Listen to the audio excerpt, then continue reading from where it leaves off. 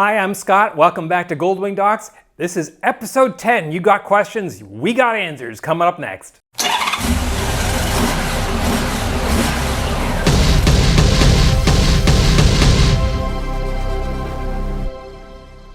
Yes, another one of these Q&A videos because you guys love them and I'm just overwhelmed with questions. I'm actually going to do 4 questions this time rather than 3 because I'm just trying to get through them and there's just so many of them.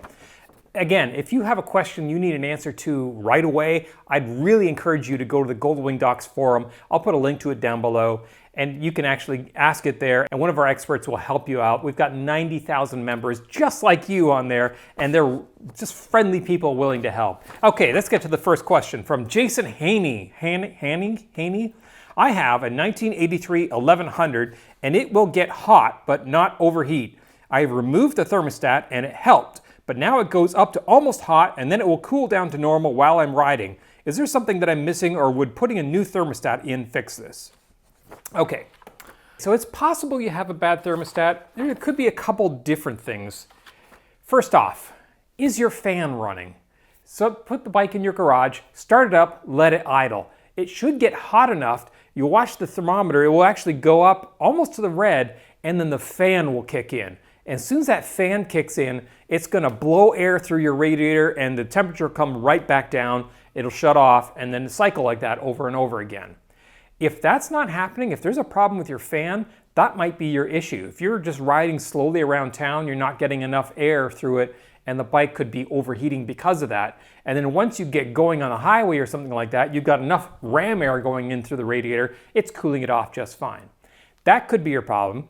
The second problem could be air in your cooling system. Now, keep in mind the thermostat and the temperature gauge are not the same thing. The thermostat opens and closes to allow coolant to move through the radiator to allow the bike to cool itself. Normally, when the bike is cold, the thermostat is closed so that the coolant doesn't circulate through the radiator, so that the engine heats up quickly. Once it gets up to temperature, the thermostat opens, allows coolant to circulate through the radiator, and the bike allows itself to cool itself. But the temperature gauge actually is a completely separate thing that sits in a different place in the engine. So it will actually measure the coolant temperature independent of the thermostat. Even if the thermostat isn't working, that thermometer gauge, engine temperature gauge, will still keep indicating the correct temperature. Unless you have air in your system. So you might have coolant that's actually circulating through the engine's doing a fine job of cooling itself, everything's great, but if you have an air bubble right where that engine temperature sensor is, it's actually going to indicate very, very hot temperatures. But if you rev the engine enough that that air bubble then gets dragged along and circulated, now coolant is getting to that temperature gauge, it's going to show the correct temperature. When you stop, the air migrates back up to that sensor and now it's going to show overheating again. So check your coolant for bubbles. If you have a look at the GoldwingDocs website, on the how-tos, there are a couple different articles on how to change your coolant. In the 1100 section, if you actually look at the water pump how-to, it shows as part of the water pump procedure, you actually have to change the coolant. So we actually show how to replace and burp or get the air out of your cooling system. That's actually part of that how-to. We also have one for the 1500 as well. So check your coolant to make sure there's no air in there. If that's the case, make sure your fan is working. If that's the case and you're still getting this problem, then maybe time to look at your thermostat. Looking at it doesn't really do much. It might look fine but not work properly. You can test it. You can also just buy a new one and stick it in there. All right, number 2 from Scott Shannon. How do you know for sure if the odometer on a used Goldwing has rolled over? You don't. Question 3. Okay, I'm kidding. But really, the answer is you don't. There is no way of really knowing. What you have to do is look at the condition of the rest of the bike. If the bike says it has 2,000 miles on it, and you look at it and it looks like it's gone around the world, which technically kind of has, then you know, hey, it's rolled over at least once. So really, just look at the condition of the bike. Does it match with what you're seeing on the odometer? Make your decision. Question number 3 from MIGL 1500. Oh, Michigan GL 1500. Got it. I picked up a low miles but apparently not very well maintained 98 GL 1500. I noticed a slight oil leak. I checked the air filter and found it to be full of crap, including leaves. Under the air filter on the seat side of the airbox was probably a good quarter cup of oil. Would the clogged air filter cause a vacuum in the airbox and draw oil in somehow or other, or is there a major issue? Okay, so what you're seeing is blow-by. So what happens is in the filter, and this is not just the 1500, this is all Goldwings, and in fact all motor vehicles, have what's called positive crankcase ventilation to handle blow-by. So what you have is these pistons moving up and down inside the engine, inside the cylinders, and you have rings that seal those pistons against the inside of the cylinder walls. You have high pressure gas burning inside those cylinders, pushing the piston down. Some of that gas can actually squeeze past those rings and get into the engine crankcase. That's normal, that happens all the time. But what happens if it gets in the crankcase and there's nowhere for it to go? You end up with a crankcase that's pressurized. That's bad because you'll start ending up blowing seals out like crank seals. So we have to have a way of getting it out of the engine crankcase.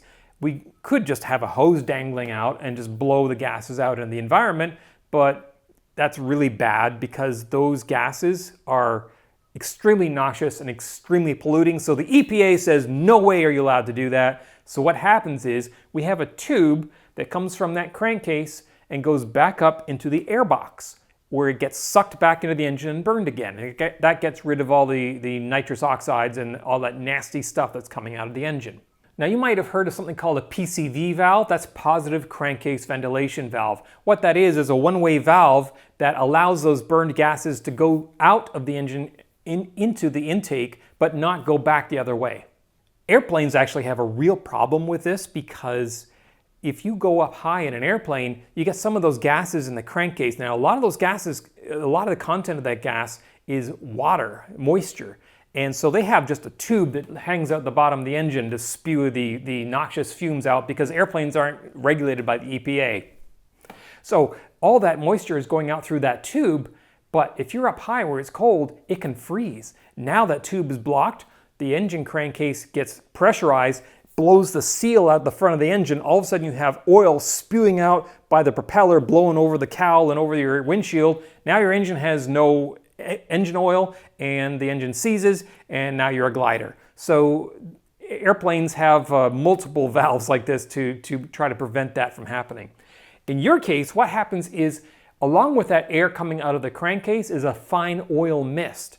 And it will actually collect along with condensed moisture and all kinds of other noxious crap, which is that black goo you found in your airbox. And there's actually a drain, and that drain goes down a hose to, well, depends on your bike. Some bikes, like the 1100, that tube just goes down to the ground and it drips out and goes wherever.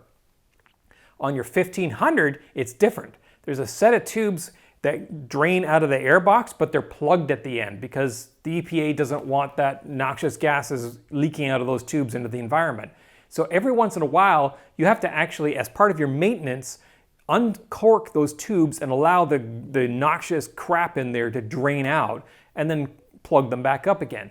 I think what might have happened is that someone didn't do this on your bike, and so it's backed up all the way up into the airbox and you've got that pool of goo in there. You're probably gonna have to use some solvent. My suggestion would be brake cleaner to clean out that goo, make sure that hose is all cleaned out and not blocked. And once you've done that, I think that'll be the end of your problem. Okay, number 4. Steve Glazier just sold his KR650 and he wants to purchase a 1500 Goldwing for a cross-country trip. I'm thinking I would prefer a 1997 to 2000 model. Would you hesitate purchasing an even older model for this type of adventure? Any thoughts are deeply appreciated. Well, the 88, 89, maybe the 1990s are the only ones I'd really shy away from. Those were obviously the very first 1500s. Honda was on a little bit of a learning curve back then. There was a lot of changes in those first few years.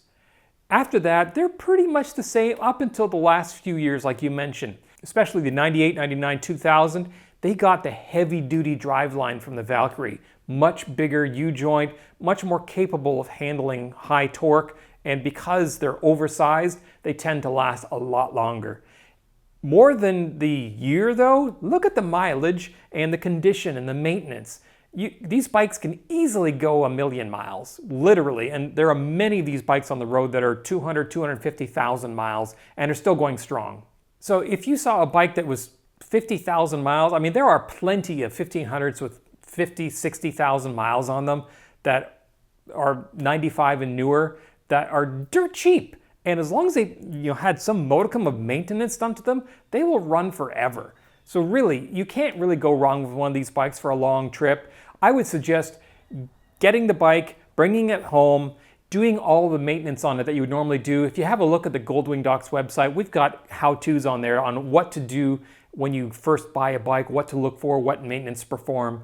Definitely timing belts. Unless you have absolute proof that they've just been done, do the timing belts.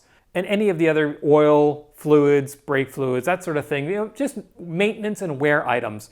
Then take the bike out and do a couple small weekend trips just to make sure that it's all running good, get your confidence up in the bike. You know it's going to perform well, you know it's not going to break down.